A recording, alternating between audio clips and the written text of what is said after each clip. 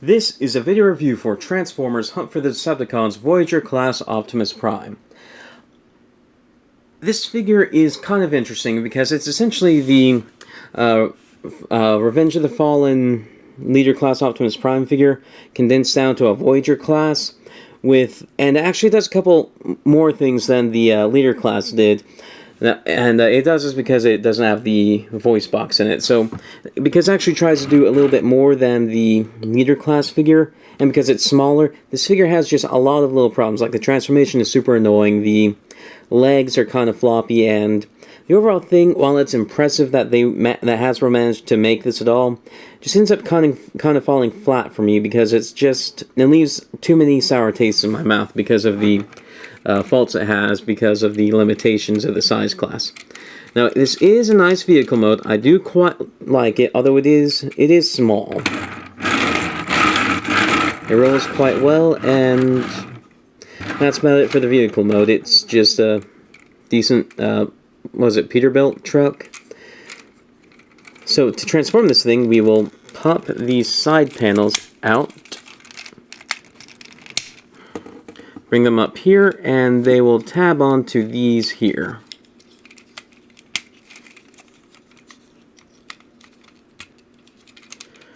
We'll pop this back, and then pull these out, and rotate them onto the, rotate them over themselves, and just extend it out, and rotate it around. Then you'll come up to the front here, and pull the legs down here, while trying not to prematurely separate the arms. And then here we see some of the problems already, as it's starting to turn into a big floppy mess. Now, next we'll do is we'll rotate these wheels down.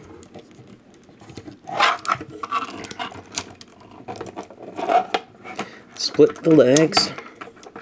Pull this part down here as it's the heel, and then rotate the toe forward. Do the same on the other side. And then we'll take the legs and we'll hinge them up like this. And this doesn't actually work as well as you might think because it doesn't really tab in, it just sort of sits there. Then there's also this sort of knock-knee joint that's used for the transformation to get the legs fitting together, so the legs end up having a lot of problems. So push it together like this and just leave it all kind of, well, no, actually we can do some stuff. We'll hinge this in, hinge this in, and just squeeze it all together as well as you can. And it will still not want to go together quite right. Then take this, and this will come back here, and there are little notches here and here that will peg onto these tabs here and here. Although it's kind of hard to get them quite where they need to be. And that's basically how the backpack looks. Let me adjust my camera. And then what we'll do is we will come up here, split the arms, bring them around this little tab here, then just leave the arms hanging to the side.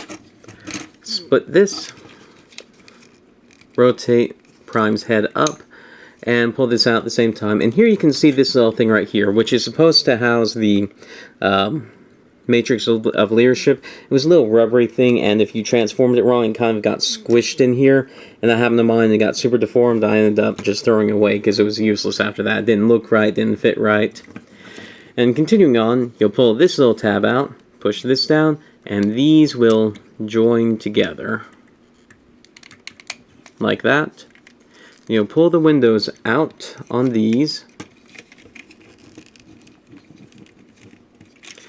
and then there are little holes in here and then little tabs here. You'll bring these down and connect them to the holes, and it's sometimes happens easily like there, and sometimes you just can't quite seem to get them in. Then you'll clip these up over, which will hold everything in place quite nicely.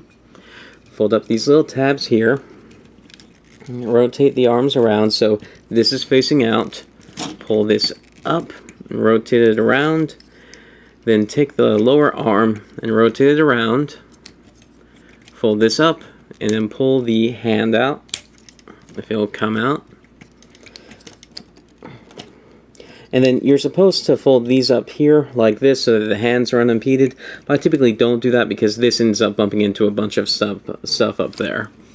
Then we'll do the same thing to the other side. Rotate this around, pull this up. And then we'll open this and pull out the hand. It will come out. Hold on.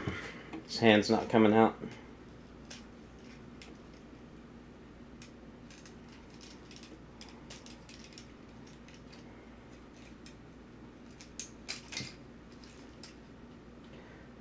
Well, I accidentally broke this off of the arm. Certainly makes getting this out a bit easier. And I think it just will clip right back on. Yep. So that was a pain. And that's another reason I don't like this figure, because stuff like that happens on it all the time. And then basically this is the robot mode. Let's get all situated, and I think it does look nice. And I think it is very cool how that little truck turns into this robot mode. It doesn't look like it has the size or the capability to turn into something like this. So this is an impressive figure. It's just not really a fun figure for me, because you have just a lot of kibble here, but the figure's not big enough to deal with it in a nice way. Like you have these on the sides here, which get in the way of the legs. And then the sculpting of this up here causes it so that if you bring this up and to the side, you can't really do it. Well, there it happened, but there's just some sculpting here that bumps into some stuff when you try and pose him, and yeah, you see how that came undone? That happens a lot, and then sort of the gimpy way the arms are done, and then this stuff here, and it just all ends up kind of being a mess. I don't particularly like this figure, although I do recognize it is an impressive figure. So for articulation, the head can rotate side to side about that much.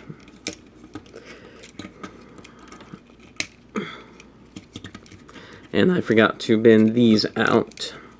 So articulation, head goes side to side, arms rotate around 360, go in and out, bend at the elbow, rotate above the elbow, legs go forward, back, in, out, assuming that the detail from the legs or the wheels don't get in the way.